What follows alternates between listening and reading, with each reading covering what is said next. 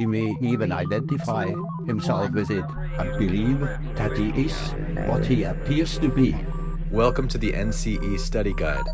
I created this study guide using ChatGPT and Notebook LM. So think of these modules as AI-powered audio flashcards. Each one of these 20 modules contains 10 mock questions representing the kind of questions that you might encounter on the National Counseling exam. I created this primarily for myself, and I decided to make these available to anyone else who might benefit from this kind of study aid.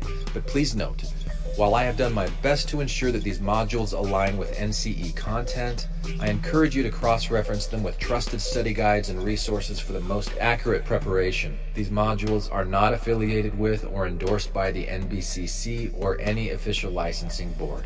So, with no further ado, here are your AI study buddies from Notebook LM. Enjoy. All right, welcome back everyone to another deep dive into the NCE prep. Yeah. This is module 5. 5 out of 20. And we're going to be tackling questions 41 through 50. I'm excited. Yeah, me too.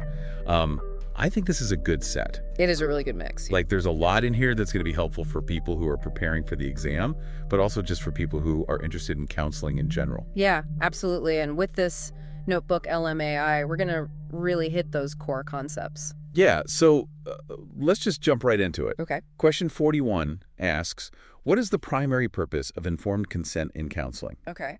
So take a look at the options and we'll kind of break them down. Right. A, to protect the counselor from liability. Okay. B, to provide the client with a detailed treatment plan. Mm-hmm. C, to ensure the client understands their rights and responsibilities. Right. And D, to establish rapport between the counselor and the client. Okay. So option A, to protect the counselor from liability. Right. Obviously, as counselors, we want to be aware of liability. Right. Of course. But does that really get at like the heart of informed consent? Yeah, I mean, it does offer some protection for us. Right. But it's not really the main point of informed consent. Yeah. The main point is really the ethical responsibility to the client. Exactly, yeah. So it's not A. Yeah. And Yeah. B, to provide the client with a detailed treatment plan. Right. Treatment plans are important. Oh, yeah, definitely. But do they encompass like everything that informed consent covers? They're a vital piece of it, but informed consent is so much bigger than that. Yeah. It's like laying the groundwork Yeah. for the entire relationship between the client and the counselor. Right, exactly. It's that foundation. It is. It's that transparency, collaboration, and just that respect for the client's, ability to choose what happens to them. Autonomy, yeah. Exactly. So then C, to ensure the client understands their rights and responsibilities. Okay. This seems to be hitting on that, like the client autonomy. Yes. And understanding the process. You're getting one. Okay. Yes. Informed consent ensures clients know, what their role is, what our role is as counselors. Right. The risks, the benefits, all of that. Yeah. And it's not just about signing that form, it's about that conversation, Mm-hmm. having that dialogue with the client. That makes sense. Yeah.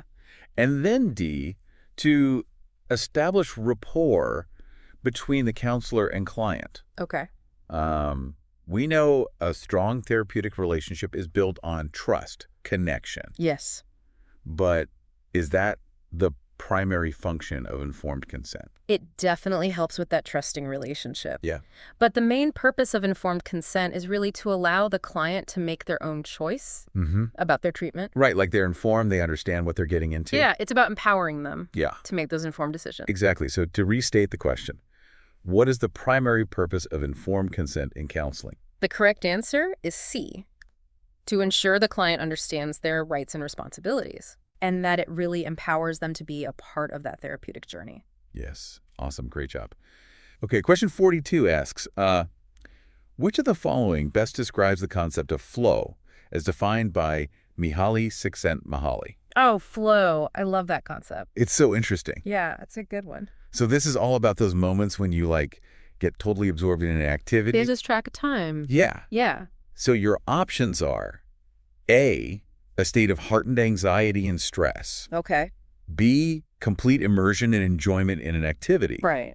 C, a sudden realization of a solution to a problem. Mm-hmm.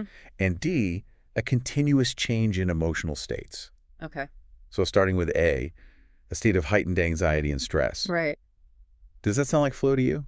Not at all. I mean, It's actually the opposite. Yeah. When we're in flow, we feel calm. Yeah. We're focused. We even sometimes lose track of time. Yeah, That sense of being completely absorbed in something that we enjoy. right. You're not worried about your to-do list. Exactly. You're not worried about what's for dinner. You're just in that moment. You're just there, present. Yeah. Yeah. So what about B, complete immersion and enjoyment in an activity? Ooh, that sounds closer. Right. Yeah, that's it. That's what we're talking about. It is. It's all about that deep engagement where our challenges and our skills are sort of perfectly balanced and we get so absorbed we lose track of time. Yeah, like I think about painting or like playing music. Yes, perfect examples. Like those are times when I can really get into flow. Absolutely. And then C, a sudden realization of a solution to a problem. Okay. Like that aha moment, you know? Yes, but it's more of that, cognitive breakthrough. Yeah, it's a little different. Yeah, it's different than that prolonged flow state. Right, yeah. And then D, a continuous change in emotional states. Right. I mean, I don't think that really aligns with the like stability and focus of flow. It doesn't, because flow is really about being absorbed in the activity, not having our emotions all over the place. Right. So think about, again, like a musician, maybe playing, getting lost in their music. Yeah. The emotions might be intense, but they're steady. Right. Okay, so to restate question 42, which of the following best describes the concept of flow as defined by Csikszentmihalyi? The correct answer is B, complete immersion and enjoyment in an activity. Okay. And, what's interesting about flow is that these flow experiences that Csikszentmihalyi studied really contribute to well-being and satisfaction in life. Yeah, I feel like those are the moments that you really remember, too. They're special. Yeah. Absolutely. All right, on to question 43. Let's go. This one is more about family dynamics, so it asks, what is the primary focus of structural family therapy?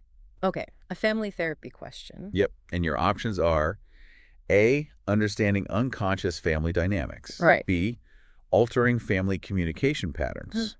C, reorganizing family structure and boundaries. And D, strengthening individual self-awareness. Okay. So option A, understanding unconscious family dynamics. Right.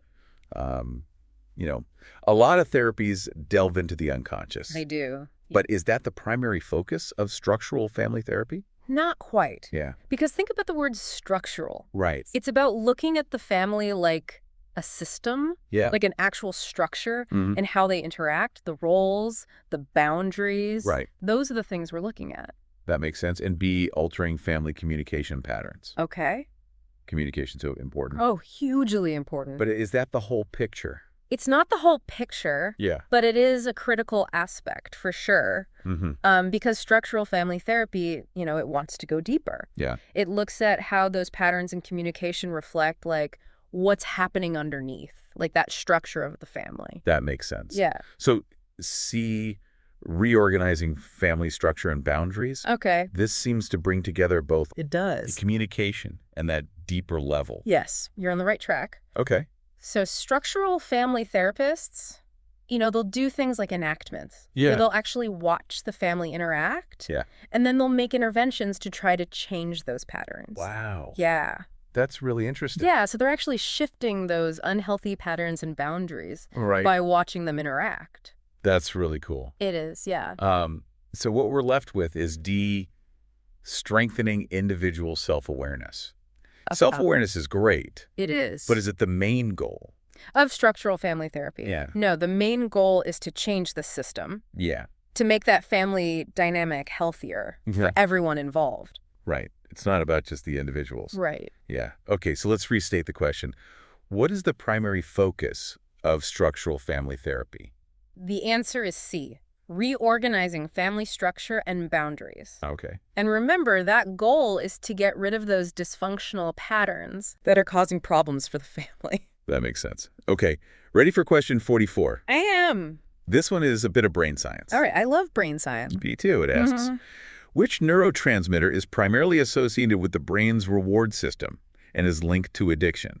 Okay. Your options are A, dopamine, B, serotonin, Okay. C, norepinephrine, Got it. and D, acetylcholine. Right. So option A, dopamine. Okay. I mean, think about what happens when we experience something pleasurable, Right. whether it's a good meal, a notification on our phone, Or winning a game. yeah, or winning a game. Yes. What's going on in our brains? Yeah, it's like our brains are throwing a party. They are. And dopamine is the life of the party. It is. I love that. Yeah, it gets released, Mhm. and we feel good, we feel rewarded, we want more. It's like that rush. It is, Yeah. and that's what gets us to repeat those behaviors. That makes sense. What about B, serotonin? I Oh, know that's man. important for our mood. Oh, it's super important for our mood. Yeah. But it's not the star of the reward system. Right. It's more about mood regulation, sleep, appetite, Yeah. But if we're talking about that immediate rush, Yeah, that feeling. that's dopamine. Oh, dopamine's the one for that. All right, and then there's C, norepinephrine. Okay. I always think about this as like the fight or flight response. You got it. Yeah. It's all about getting us ready for action. Yeah. So our heart rate goes up. Mhm. We're more alert. Yeah. We're focused. Yeah, so that's not really the reward. No, it's not about pleasure. Right. It's about dealing with stress. Yeah. And D, acetylcholine. Okay. I remember studying that in anatomy and physiology. So Yes. It's like helping our muscles move. It is. It's essential for that communication between nerves and muscles. Yeah. So we can move. Yeah. Does it relate to reward, though? It does play a role in learning and memory and attention, Mm-hmm. but it's not the main neurotransmitter for the reward system. Mm-hmm. Okay, so back to the question. Which neurotransmitter is primarily associated with the brain's reward system and is linked to addiction? The answer is A, dopamine. Dopamine, right? Yeah. It's powerful stuff. It is. It's like, Tiny little molecule. yeah. But it controls so much. Yeah, and think about how that relates to addiction. Oh, It's like those addictive substances. They hijack that reward system. They do. Yeah, and that's what leads to those cravings and those really compulsive behaviors. Right, your brain is like, I want more of that dopamine. Exactly. More, more, more. Yeah, that's really fascinating. It is. Okay, question 45. Okay.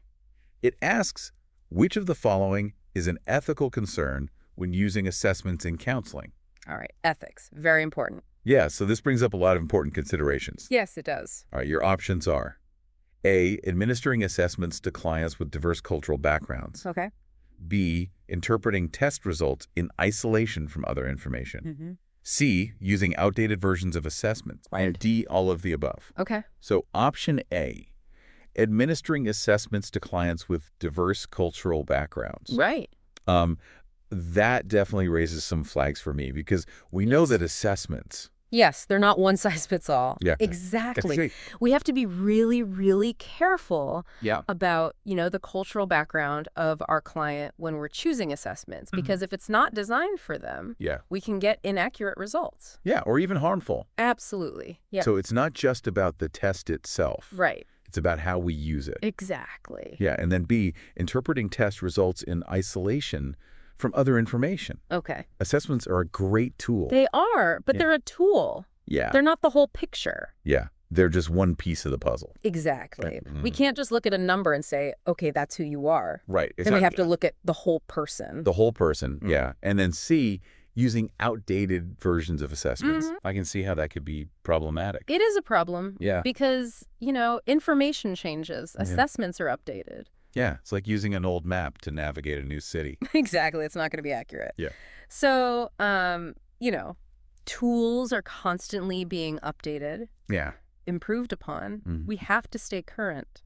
We do. Yeah. So it seems like all of those are valid concerns. Yes. So the question is, which of the following is an ethical concern when using assessments in counseling?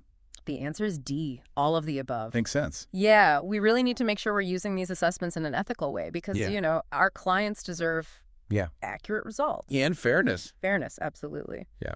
Okay, on to question 46. All right. This one asks, which of the following is a central concept of feminist therapy? Okay. So this is all about that feminist perspective Yes. in counseling. Absolutely. Your options are A, focus on individual pathology. Oh, yeah. B, collaboration and power sharing in the therapeutic relationship. Yeah. C, emphasis on unconscious motivations. Got it.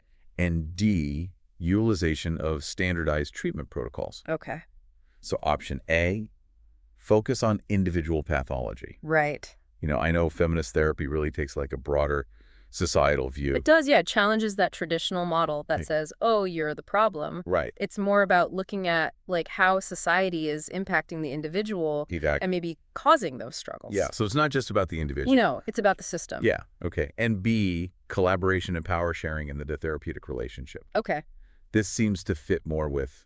It does have empowering. Yeah, it's like right at the heart of it. Yeah. It is, feminist therapy really focuses on recognizing that power imbalance that can happen in therapy. Right. And then it's about making sure the client feels heard, respected, like they can make their own choices. Yeah, it's about valuing their voice. Absolutely. Yeah, okay. So C, emphasis on unconscious motivations. Right. I feel like that's more psychodynamic. It is. That's more of a psychodynamic approach. Yeah.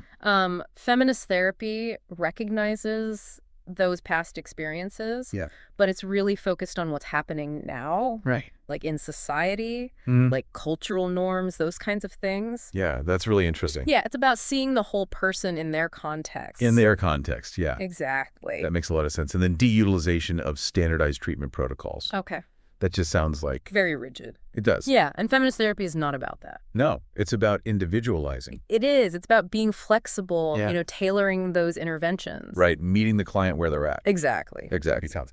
Okay, so to recap, which of the following is a central concept of feminist therapy? The answer is B, collaboration and power sharing in the therapeutic relationship. Right. And it's really about creating that equal partnership that empowers the client. That's a good way to put it. Okay, question 47 takes us into the world of diagnosis. Ooh, diagnosis. So it asks, in the DSM-5, what is the primary characteristic of generalized anxiety disorder?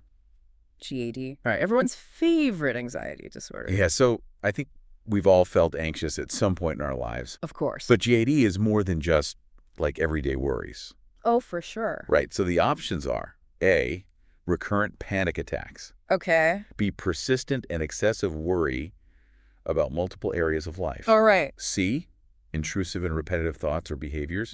And D, intense fear of specific objects or situations. Got it. So A, recurrent panic attacks. Right. I mean, those can be really intense. They can be debilitating. Yeah. Absolutely. But those are more characteristic of panic disorder. Right. Which is different from GAD. Yeah. Although people with GAD might have panic attacks. It's not the main thing. Right. It's defining it. Yeah. Okay, what about B, persistent and excessive worry about multiple areas of life? This seems to capture that kind of like... It does, that chronic, pervasive worry. Yeah. It goes into every area of their life. Yeah, it's not just like one specific thing. Right. It's not, oh, I'm worried about this test. Right, exactly. It's anger. Yeah, it's like work, finances, relationships. Self, family, even little tiny things. Yeah, like just that constant feeling of worry. Exactly. And it's hard for them to relax. Yeah, yeah. And then C, intrusive and repetitive thoughts or behaviors. Okay. That sounds more like... OCD. Yeah, OCD. Obsessive compulsive disorder. Yeah. Yeah, because people with GD might have some intrusive thoughts. Right. But they're mostly worried about those real life problems. Yeah. And then D, intense fear of specific objects or situations. All right. That's more like a phobia. Yeah, like a phobia. Yeah. So like, someone might be terrified of spiders or heights or flying. Right.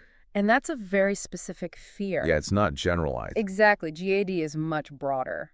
Yeah, okay, so to restate the question, in the DSM-5, what is the primary characteristic of generalized anxiety disorder, GGD?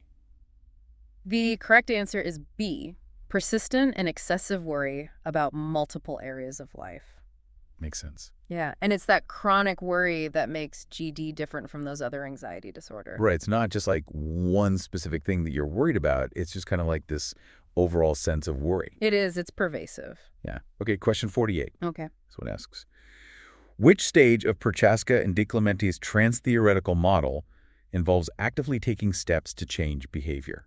Oh, the stages of change. Yes. So this is all about like those different stages we go through, whether it's like quitting smoking or eating healthy or any other behavior that we're trying to change. Yeah, it's a process. Yeah. So your options are A, contemplation, Okay. B, preparation, Right. C, action, and D, maintenance. Got it. Okay, so A, contemplation. Right. This is kind of like the thinking about it stage. Right. Yes, it is. They're aware of the problem, but they haven't quite decided to change. Yeah, they're weighing the pros and cons. They are. They're thinking it over. Like that internal debate. That's exactly what it is. Yeah. Like, should I change? Should I not? Yeah. Is it worth it? Yeah, but they haven't committed. Not yet. Okay, so then B, preparation. Okay. So they've moved past that debate. Yeah, they're getting ready. Yeah. They're making plans. They might be gathering resources, setting goals. Telling people. Yes, telling their friends and family, like, this is what I'm doing. Yeah. You know, maybe buying new running shoes if they're going to start exercising, that kind of thing. Or throwing out all the junk food in their pantry. Exactly. They're preparing. Yeah, they're getting ready. Yes. And then C, action. All right, here we go. This is where it gets real. It does. This is where the change happens. Yeah. So they're putting those plans into, Action. into action. And they're experiencing those challenges and the rewards of making those changes. Right. So maybe they're going to the gym. Yeah. Or they're attending that support group. Maybe practicing new coping skills. Yeah, like they're actually doing the thing. Yes, they're doing it. Yeah, and then D, maintenance. Okay, so they've made the change. Yeah. Now, this is about keeping it going. Yeah, it's like the long game. It is. It's the long game. Yeah. So preventing relapse is really important. Mm-hmm. Making sure those new behaviors stick and just integrating them into their life. Yeah, and finding ways to stay motivated even when it's not exciting anymore. Exactly, because the excitement wears off. Yeah. But we still have to keep doing the thing. Right. Okay, so to restate question 48, which stage of Prochaska and DiClementi's trans-theoretical model involves actively taking steps to change behavior? The answer is C, action. Action. This is where it all comes together. Yes. Yeah, intention turns into action. Plans become reality. And that's where change really starts to happen. Yeah, I love that. Okay, question 49 Right. asks, what is the main focus of narrative therapy? Okay, narrative therapy. I love narrative therapy. So interesting. It is. It's all about storytelling. It is, yeah. Yeah. So your options are A, identifying distorted thoughts and beliefs. Yeah, okay. B, exploring the client's family history. Right. C, rewriting the client's personal story to emphasize strengths. And D, resolving internal conflicts. Okay. So A, identifying distorted thoughts and beliefs. Right. I mean, I know narrative therapy is about storytelling, Yes. but is it about cognitive distortions? It's a great question. Yeah. It does recognize those thoughts and beliefs are important, Yeah. but it doesn't look at them like, CBT does. Right. It's not about saying this thought is wrong or distorted. Right. Exactly. It's more about how the client is understanding their story. Yeah. Okay. What about B, exploring the client's family history? Okay. I mean, family history is definitely important, It is important. but is that the core of narrative therapy? It can give us good information, Yeah. but it's more about how the client understands their own story Right. and how that story is shaping their life now. Yeah, like the stories that they're telling themselves Yeah, right. about their experiences. Yes. Yeah, that makes sense. Mm-hmm. Okay, so then C, rewriting the client's personal story to emphasize strengths. Okay. This feels very narrative therapy. It does. Yeah, That's it. definitely. Narrative therapists, they help clients look at those stories that are limiting them, and then we help them create new stories Yeah. that are more helpful and focus on their strengths. Right, and their resilience. Yes, exactly. Yeah. It's about shifting the focus from the problem to what they can do. Right, to what's possible. Exactly. Yeah, and then D, resolving internal conflicts. Okay. I mean, we want to help clients resolve conflicts. We do, but that's not the main goal of narrative therapy. Yeah. It's more about helping them understand how those conflicts are part of their story. Right, okay, so let's restate question 49. What is the main focus of narrative therapy? The correct answer is C, rewriting the client's personal story to emphasize strengths. Okay. And it's really about helping clients take control of their lives Yeah. and create those stories that help them grow. Right, it's like they're the author of their own story. They are. That's a great way to put it. Yeah. And then our last question for this set, question 50, asks, which type of reinforcement schedule involves providing reinforcement after an unpredictable number of responses? Oh, reinforcement schedules, back to learning theory. Back to learning theory. Yeah. So this one, it really takes us to behavioral psychology, Yeah, those principles of how we learn. it does. So the options are A, fixed ratio, Right? B, variable ratio, Right. C, fixed interval, Got. Yeah. and D, variable interval. Okay. Okay, so A, a fixed ratio schedule. Right. If I'm remembering this correctly, it's like the reinforcement is given after a set number of responses. Yeah, so it's predictable. Yeah. Think about getting paid for every 10, shirts you make. Yeah, like you know exactly when that reward's coming. Yeah. Yeah, so that's not what this question is describing. Right, it's not. It's more like unpredictable. Yes. Yeah. Yes, it is. Okay, so how about B, a variable ratio schedule? Okay. So this is like you're rewarded after a certain number of responses, but that number changes. Yes, exactly. That's the one. Okay. It's the one that, those slot machines Oh, yeah. they use. Yeah. You keep pulling the lever because you don't know when you're going to get that payout. Right. And that's what makes it so addictive. Yeah, it's like that anticipation. It is. Yeah, it's like. It's the not knowing that keeps us going. And then are C and D similar? They're similar. Yeah. They're based on time, though. Okay. So instead of the number of responses, it's, like getting paid every 2 weeks. Okay. That would be fixed interval. Okay. Or checking your email. You never know when you're going to get a message. Right. It's variable interval. Okay. So it's about time instead of, responses. Okay, that makes sense. So to restate question 50, which type of reinforcement schedule involves providing reinforcement after an unpredictable number of responses? The correct answer is B, variable ratio. Okay. And it's that, unpredictability that really shapes our behavior. It does. Well, that wraps up Module 5 of our NCE Prep Deep Dive, powered by Notebook LM. We covered a lot of ground today. Ethics to family therapy to brain science. It was a good mix. That was a good mix. Yeah, I really enjoyed it. Me too. I think it's so cool Yeah. how all these different concepts, they're all They have to connected. come together. They do. It's all about helping people. And remember, you're not just learning this for the exam. Right. You're learning it to be a good counselor. Yeah, to help your client. Exactly, to help your clients. Yeah. Awesome. Well, thank you so much for joining us for another deep dive, and we'll see you next time for Module 6. Yeah, I'm excited for Module 6. 3.